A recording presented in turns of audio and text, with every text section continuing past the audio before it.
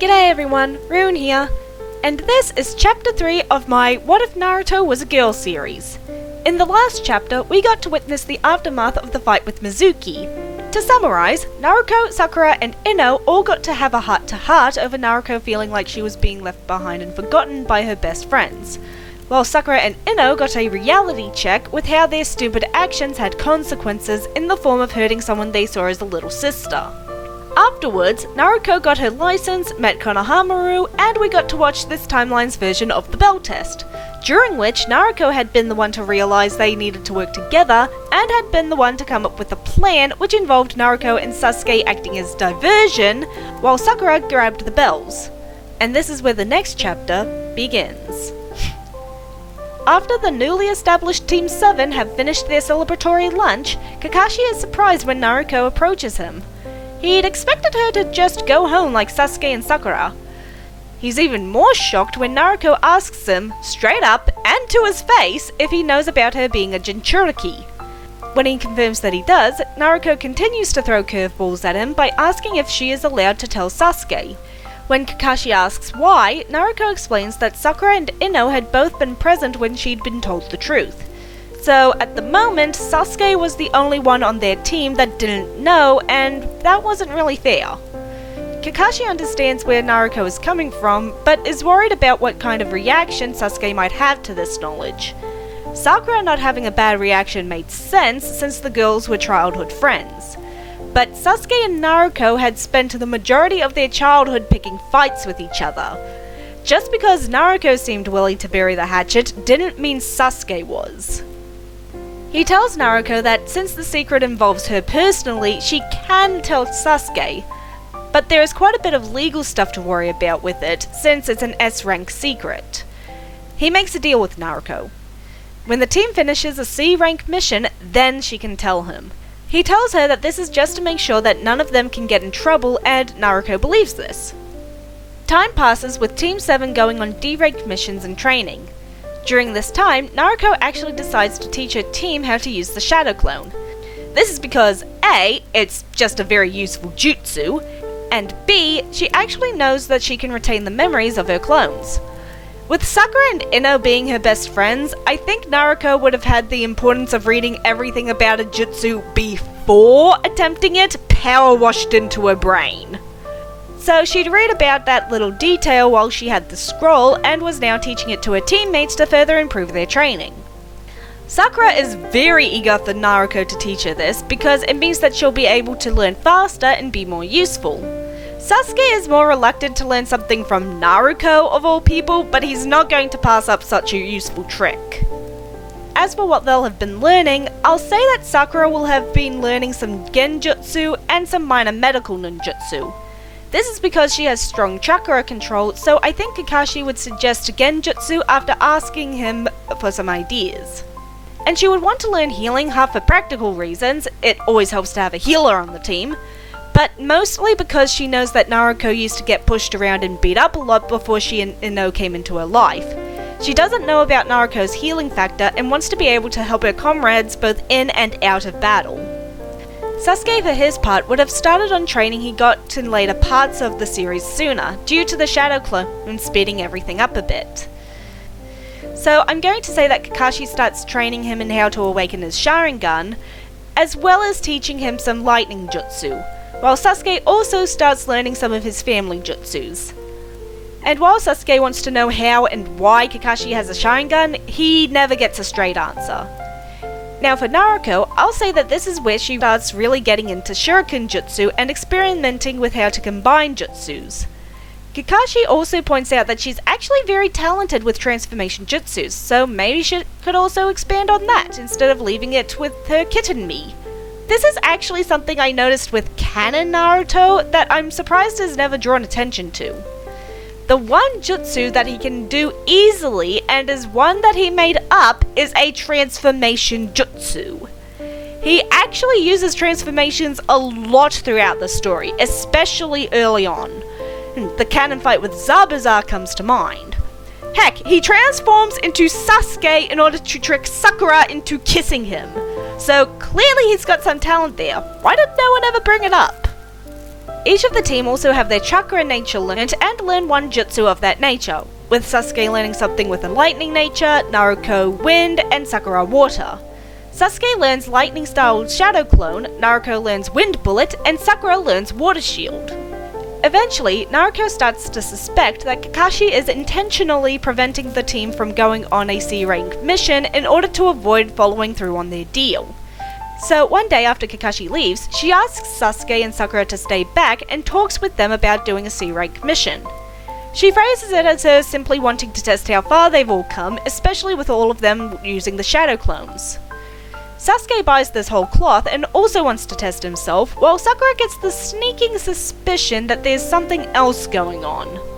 They agree to request a higher rank mission next time, and Sasuke leaves, while Sakura stays to ask Naruto what her real reason is. Naruto, knowing she's been caught, tells Sakura about the deal that she has with Kakashi. TLDR, they still get the mission to escort Tazuna, but this time it's a lot more formal and polite. Also, when Tazuna calls Naruto a midget with the face of an imbecile, Sakura is the one to fly into a rage, requiring Naruto to hold her back. The journey to the land of the waves starts out normally. However, when the demon brothers try to ambush them, it's a complete failure. Sasuke, wanting to get as much practice with his Sharingan as possible, had been using it while they walked and had noticed the chakra coming from the puddle. Naruto had also recognized it due to her recent training with transformation jutsus. Before anyone else can react, Sasuke runs through a set of hand signs, launching a powerful fireball at the puddle and forcing the brothers to reveal themselves. Knowing their cover is blown, the brothers rush at Tazuna, only to be intercepted by Sasuke and Naruto, who knock them out. Unfortunately, since the brothers had been in the process of an attack and Naruto is slightly slower than Sasuke, she's unable to avoid getting hurt.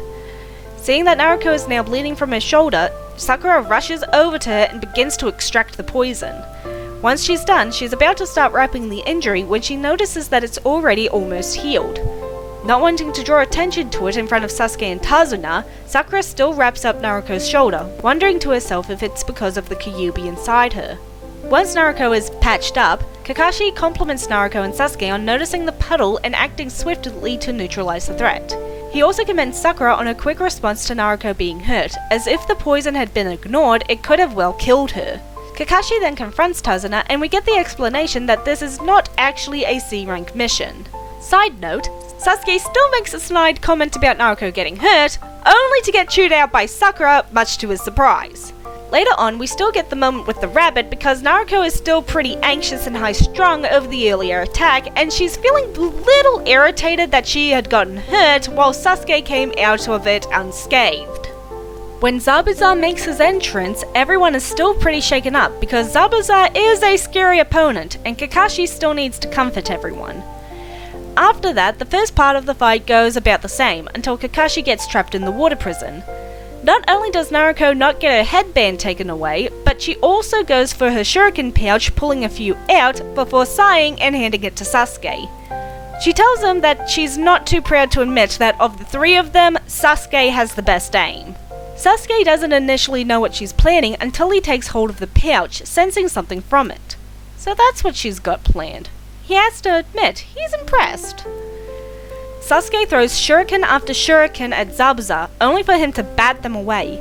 He mocks them in such a pitiful attempt, only for several of the shuriken that he knocked behind him to transform into Naruto clones.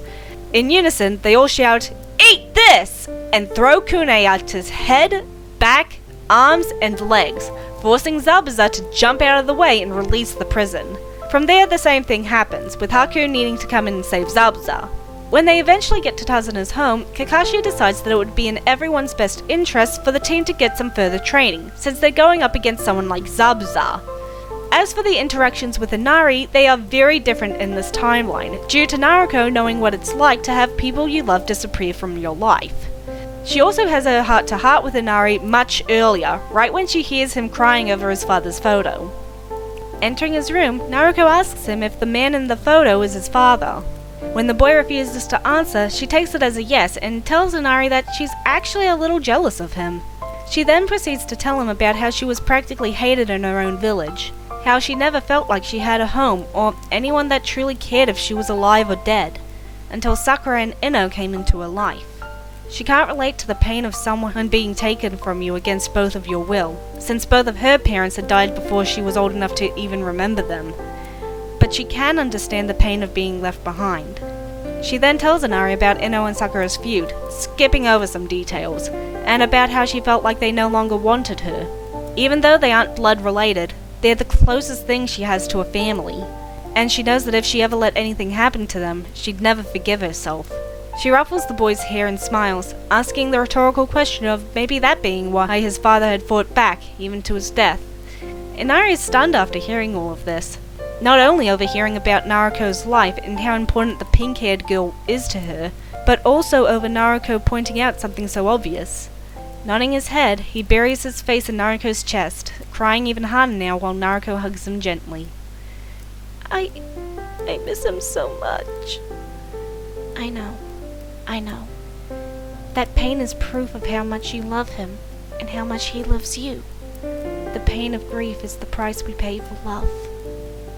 As for the training, Kakashi still has them do the tree walking since they don't know about it yet. When he explains it to them, Sakura actually smacks her head against a tree in frustration, thinking about how much easier it would have made helping Naruko while they were at the academy. Due to the nature of this exercise, none of the genin make any shadow clones in order to save as much chakra as they can for the tree walking. When Sakura shows off her talent, she chooses not to get upset over Sasuke ignoring her and instead just enjoys Naruko's cheering. Later, when Naruko asks Sakura for advice, Sakura goes into more detail on how to focus the chakra, almost overloading her with information, but still getting the point across. When Sakura is put on protection detail, instead of just sitting around being bored, Sakura decides to help with the construction effort, thinking that it would be a good way to build up her physical strength. Remember, even though Sakura is ahead in terms of chakra control, she's behind Sasuke and Naruko in terms of raw power, and she knows this. Meanwhile, over with Sasuke and Naruko, when Sasuke asks her about what she and Sakura talked about, instead of telling him to mind his own business, she realizes that this is Sasuke's way of asking for help. So she decides to tell him what Sakura had told her, only paraphrasing to keep things simple. Remember, Sakura and Ino have buried the hatchet and reconciled, so Naruko doesn't have any reason to resent Sasuke anymore, even though they do still butt heads out of habit. One day, after training herself to exhaustion, she wakes up to see a kind face looking down at her worriedly. While helping the stranger pick medical herbs, the two end up talking for a really long time. Naruko even lets slip about the whole situation with Sakura and Ino, which Haku begins to press her on. Despite wanting to get away from the topic, she eventually spills to Haku about the two girls who are the closest thing to family she's ever had. She tells Haku that they'd had a falling out, but not over what, and despite the fact that they've buried the hatchet, she still feels scared that something else could cause them to split apart and leave her all alone. This time, for good. She's also been worrying about her own actions during the whole mess, realizing that she wasn't the nicest of people to a certain person at that time. Even though she wanted to show others that same kindness that Ino and Sakura had shown her, she'd been kind of cruel to someone that needed a friend. Haku smiles and says that she must really love her two sisters. He tells her that she should apologize to that person and try to start over, and that she must be very strong, since she has so many people to be strong for. He also tells her that he's actually a boy, making Naruko feel somewhat insecure, thinking that even a boy is more feminine than her. And that, everyone, is where I'm going to end the story for now. Join me next time as we witness the Battle of the Great Naruto Bridge. I'm Rune. See you next chapter.